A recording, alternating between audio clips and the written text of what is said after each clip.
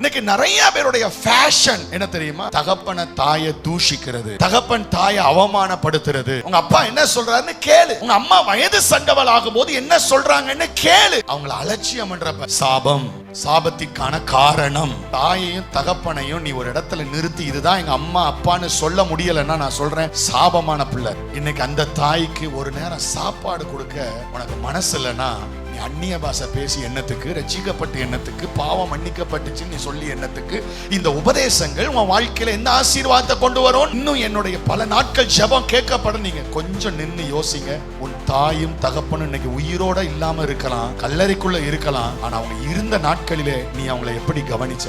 வார்த்தைகள் எப்படி இருந்துச்சு? அவங்க மரிக்கும் போது எந்த நிலையில அவங்க மரிச்சாங்க? ஐயோ, நான் ஒரு நாளிலே என் தகப்பனை தாய் இவ்வளவு அசட்டையா நடத்தினேன்னு இன்னைக்கு பரிசுத்த ஆவியானவர் உன்னை உணர்த்துவாருன்னா கர்த்தர் உன்னை சுத்திகரிச்சு இன்னைக்கு கர்த்தர் ஒரு புதிய ஆசீர்வாதத்தை உங்க வாழ்க்கையில கர்த்தர் தருவாரா?